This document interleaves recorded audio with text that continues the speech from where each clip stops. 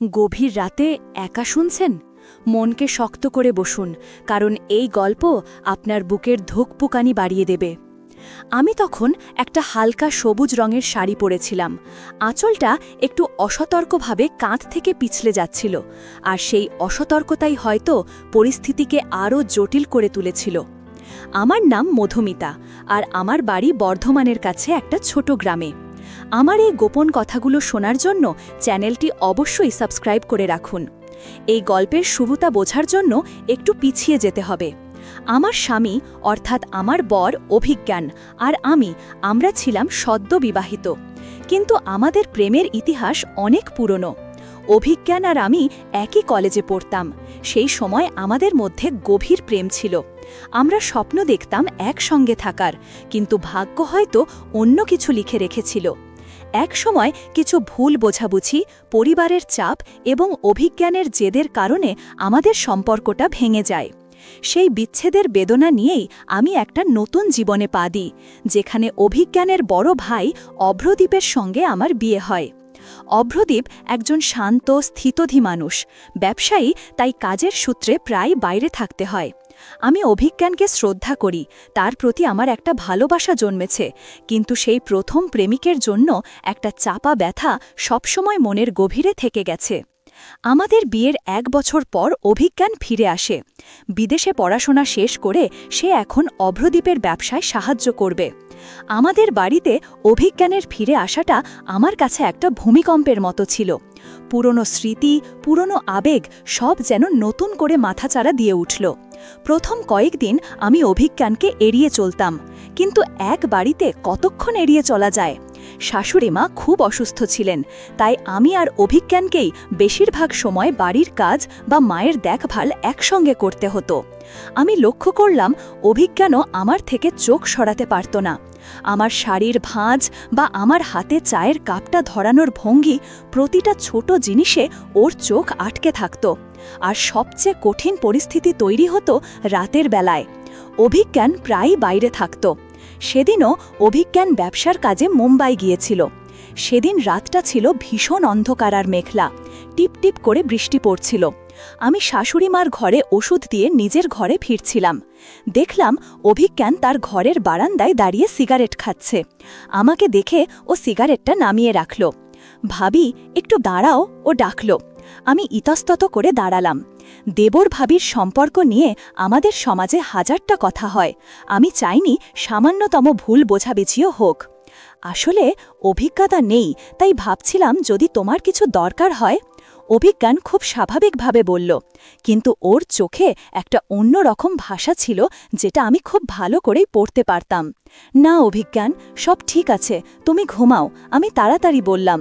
কিন্তু ও আমার দিকে এগিয়ে এলো, খুব আস্তে। মধুমিতা, এভাবে কতদিন এড়িয়ে চলবে? ওর মুখে আমার নামটা শুনে আমার বুকটা কেঁপে উঠল।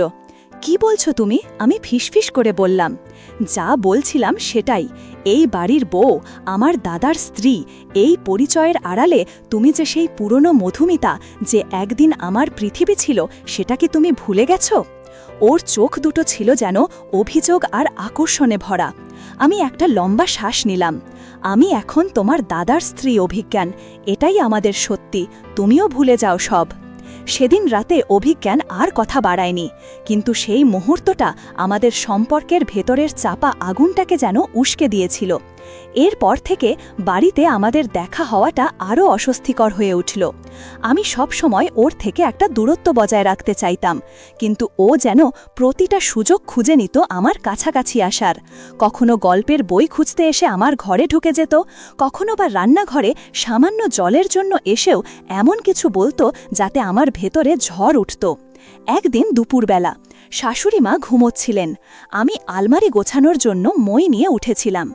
আলমারির একদম ওপরের তাকে হাত দিতে গিয়ে আমার শাড়ির আঁচলটা ময়ের একটা কোণে আটকে গেল। আমি একটু টালমাটাল হতেই অভিজ্ঞান কোথার থেকে যেন এসে আমার কোমরটা খপ করে ধরে ফেলল। সাবধানে ভাবি, কি করছিলে? ওর শ্বাস প্রশ্বাস আমার কানের কাছে এসে লাগছিল। আমি তখন ময়ের ওপরে ও নিচে, আমাদের চোখাচোখি হলো। আমার সারা শরীরে যেন একটা বিদ্যুৎ খেলে গেল। এটা দেবর ভাবির সহজ সম্পর্ক ছিল না, এটা ছিল পুরনো প্রেমিক প্রেমিকার এক নিষিদ্ধ নৈকট্য। আমি তাড়াতাড়ি নিজেকে সামলে নিলাম। কিছু না, আলমারি গোছাচ্ছিলাম। ধন্যবাদ।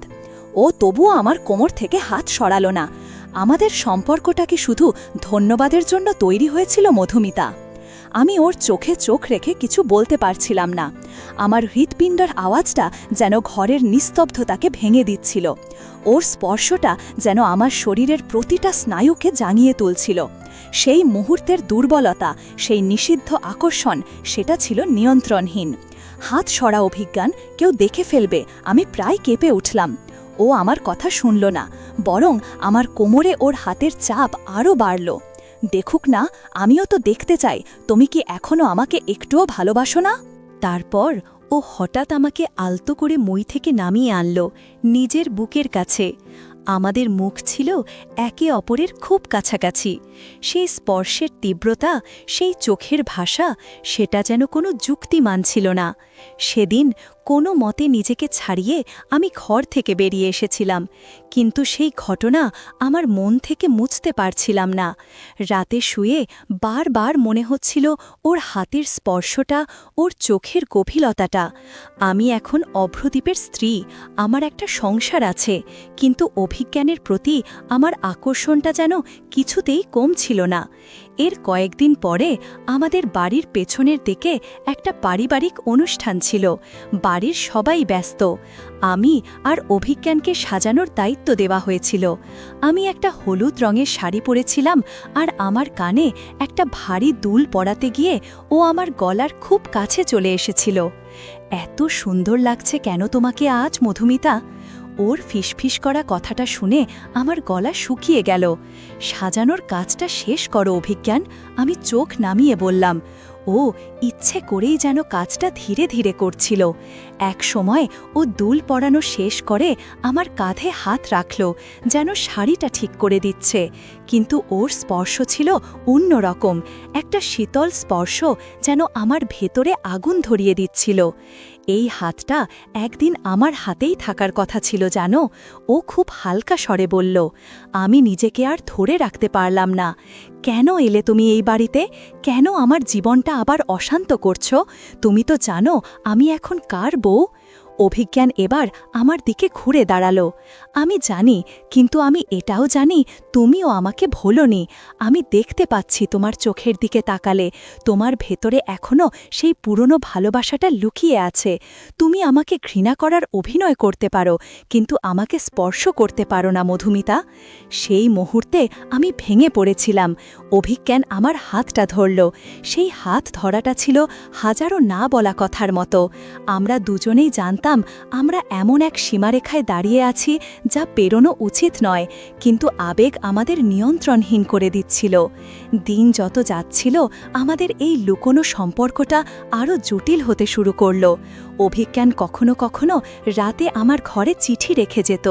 সেই চিঠিগুলো ছিল পুরনো স্মৃতি, আমাদের প্রতিজ্ঞা আর ওর তীব্র ভালোবাসার কথা। আমি সেই চিঠিগুলো পড়তাম আর আমার চোখ ভিজে উঠত। আমি জানতাম এটা ভুল, কিন্তু সেই ভুলটাকে আমি এড়াতে পারছিলাম না। একবার অভ্রদীপ বিদেশে থাকাকালীন শাশুড়ি মা খুব অসুস্থ হয়ে পড়লেন। রাত 2টো, আমি আর অভিজ্ঞান হাসপাতালে মায়ের বেডের পাশে বসেছিলাম। ডাক্তার এসে বললেন মায়ের শারীরিক অবস্থা খুব খারাপ, এই রাতটা পার হওয়া কঠিন। সেই মুহূর্তে অভিজ্ঞান সম্পূর্ণ ভেঙে পড়েছিল। সে আমার হাতটা ধরে হাউমাউ করে কেঁদে উঠেছিল। সব ছেড়ে চলে যাচ্ছে মধুমিতা, মা, তুমি, সবাই, ও বলেছিল। আমি তখন আর নিজেকে ধরে রাখতে পারিনি। আমি ওর মাথায় হাত রেখে ওকে শান্ত করার চেষ্টা করেছিলাম। সেই মুহূর্তে আমাদের দেবর ভাবির সম্পর্ক ভুলে গিয়েছিলাম। সেখানে ছিল শুধু 2টো মানুষ যারা নিজেদের জীবনের সবচেয়ে কঠিন সময়ে একে অপরের পাশে আছে। সেই রাতে ওর মাথায় হাত বুলিয়ে দেওয়া, ওর চোখের জল মোছানো, এই কাজগুলো আমাকে আরও বেশি করে ওর প্রতি দুর্বল করে তুলেছিল। পরের দিন সকালে শাশুড়িমা একটু সুস্থ হয়ে উঠলেন। অভিজ্ঞান তখন আমার দিকে তাকিয়ে একটা হাসি দিয়েছিল, যা ছিল কৃতজ্ঞতা আর ভালোবাসা মেশানো। কিন্তু আমাদের এই গোপন সম্পর্কটা আরও গভীরে গিয়েছিল এক ছুটির দিনে। অভ্রদীপ সেদিনও ছিল না। আমি বারান্দায় বসে কফি খাচ্ছিলাম। অভিজ্ঞান এসে আমার পাশে বসল। সেদিনের আবহাওয়া ছিল খুব শান্ত আর স্নিগ্ধ। এই কফিটার গন্ধ ঠিক আগের মতো। ও বলল, তুমি এখনও সেই একই কফি বানাও।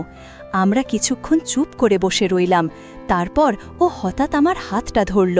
আমার খুব ভয় হয় মধুমিতা, এই জীবনটা নিয়ে আমার খুব ভয় হয়। ভয় কিসের? আমি জিজ্ঞেস করলাম। তোমাকে হারানোর ভয়। যে ভুলটা আমি আগে করেছিলাম সেই ভুলের মাসুল গুনছি প্রতিটা মুহূর্তে। এখন তোমাকে আমার কাছে থেকেও আমার মনে হয় তুমি আমার নও। ওর কথাগুলো শুনে আমার চোখে জল চলে এলো। আমি ওর হাতটা আরও শক্ত করে ধরলাম।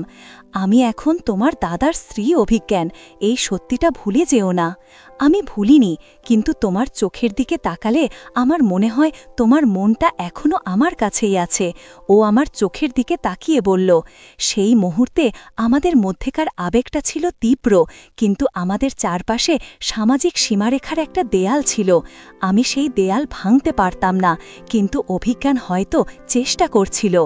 এর পরের সপ্তাহটা ছিল আমাদের জন্য সবচেয়ে কঠিন।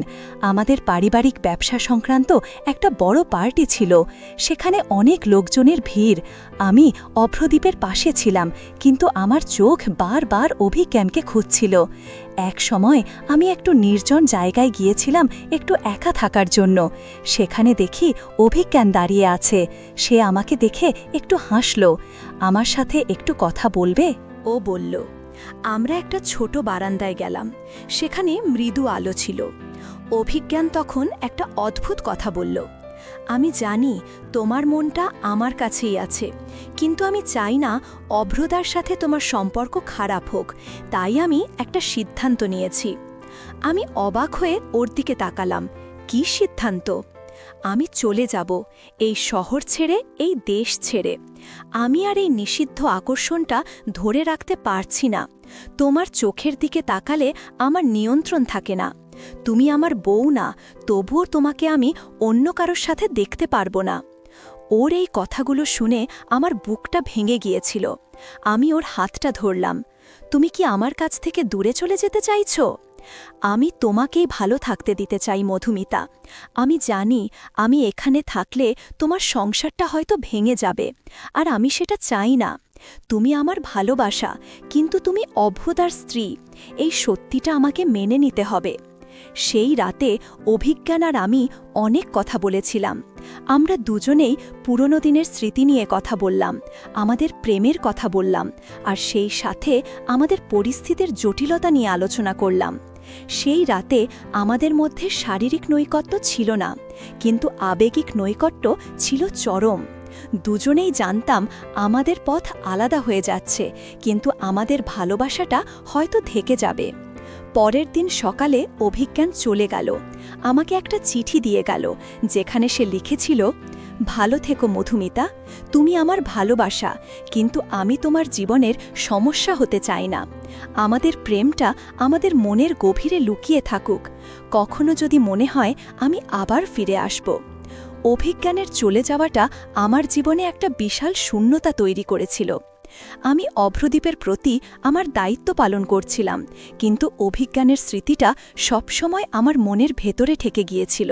আমি বুঝতে পারছিলাম আমাদের সম্পর্কটা ছিল এক নিয়ন্ত্রণের বাইরে থাকা নিষিদ্ধ শারীরিক আকর্ষণ, মানসিক দুর্বলতার সুযোগ নেওয়া এবং একান্ত ব্যক্তিগত মুহূর্তে চরম আবেগপ্রবণতার জন্ম দেওয়া গোপন অভিসার।